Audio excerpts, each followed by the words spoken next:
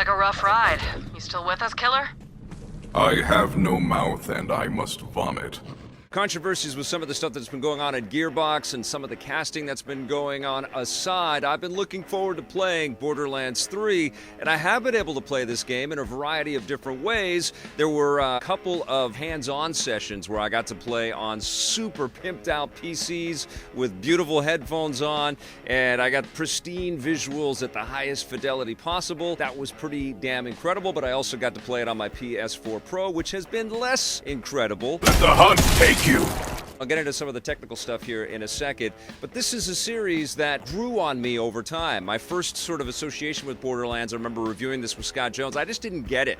I thought it was okay. It was kind of in the shadow of a lot of other sort of post-apocalyptic titles out there, and the humor is so in your face that I might have had a slight aversion to everything that was happening to me, but I stuck with it, played the downloadable content, and became obsessed and totally addicted with Borderlands. Loved Borderlands 2, loved Handsome Jack, even the pre-sequel was kind of fun as well, but it's been a long time since we've had a main stage Borderlands experience, and that's what Borderlands 3 promised. To tell you the truth, it's all in there. The game is fun.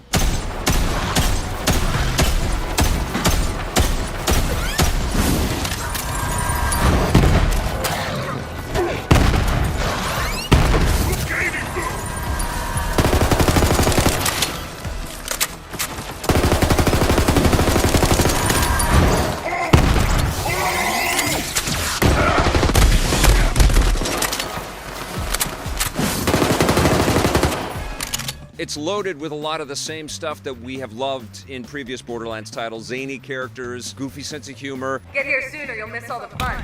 And by fun, I mean getting bulldozed by corporate murder squads. Bajillion different types of guns, some that will get up and walk away if you throw them out into the middle of a firefight. Lots of different ammo types. You can switch up different modes on some of the weapons, which is cool, so that just escalates the amount of collectability that you've got with all of this weaponry. You're going to be bouncing from planet to planet, so you're not just on Pandora this time. You're going to be seeing different worlds. You've got a ship called the Serenity, which is fun to explore, and you can customize little elements in there and do little side missions in there, and lots of little nooks and crannies even within your own ship to explore, and of course tons of characters to talk to. And the cast is actually pretty competent. I was actually a fan of Balex, which Ice-T voiced. He plays this little teddy bear that he's an AI trapped inside of a teddy bear, and he's not happy about it.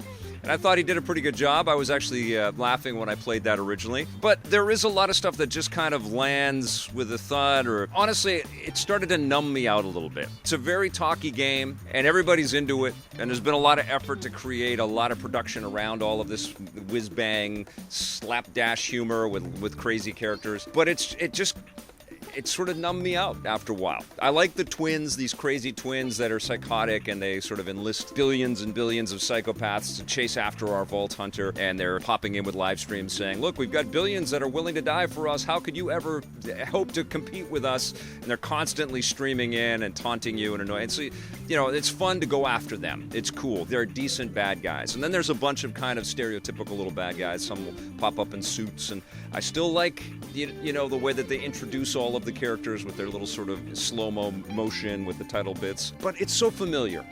I guess that's what I'm getting at, is that it's just so familiar and predictable. So I felt like I was in a little bit of a Groundhog Day playing the game.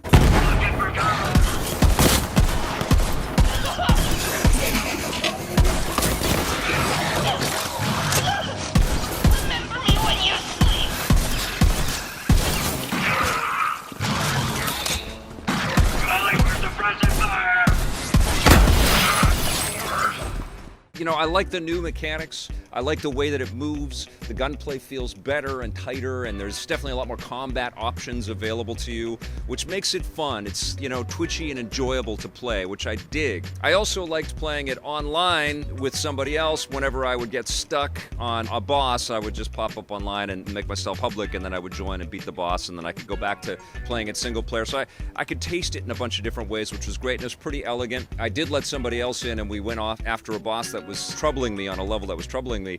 It was much easier, but much easier, you know? It didn't scale up to make it as challenging and diverse as it had been when I was playing it in single player. And because I didn't know the person, I just played a public match. There were none of my friends that were available playing at that time when I wanted to test out the multiplayer. We weren't chatting. We weren't having that communal celebration that you have in a good match of Borderlands. And we all know what I'm talking about there. When Borderlands is at its best, you're playing with somebody that you have a great rapport with and you're having a blast together. And I didn't really get that. So I actually was having a little bit more fun just playing it alone. And so I beat the mission, got to the next level, played some of the next level, and I just decided to drop out and continue my path through the story alone, which the game allows you to do in a kind of an elegant fashion.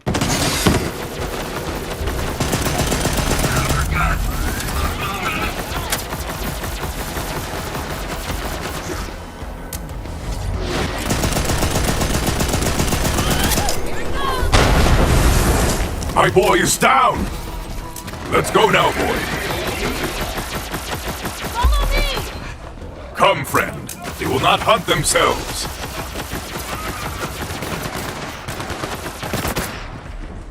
Calling a frag!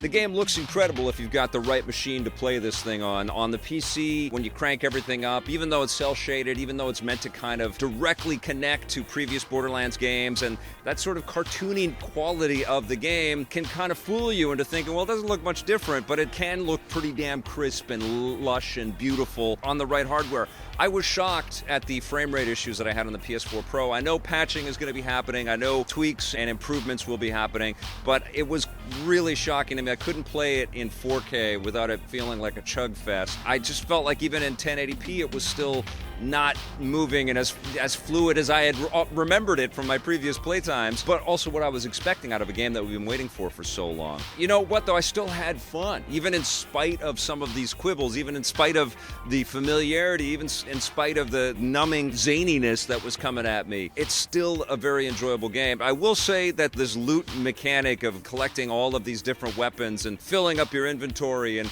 having concerns about what you're going to drop and what you're going to use, and you got to test every single gun out. I guess I've done that so many times that it got a little tiresome having to navigate through the inventory management to find the appropriate weaponry and to stick with it for a little while and constantly tossing things out and not, filling up my bag so I couldn't pick up new weapons that look cool without drop.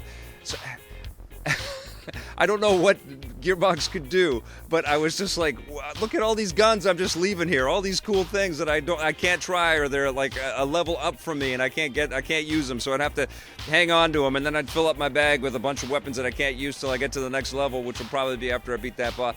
That was happening a lot, and so of course the most coveted thing that I would do would to go back into my ship and to buy more space in my bag so I could keep more guns that ultimately I would level past and never use. Here it goes!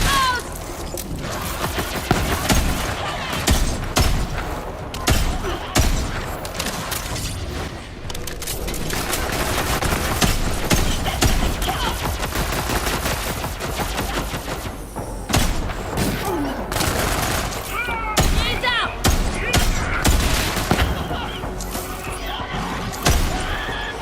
Ammo's out! Catch this!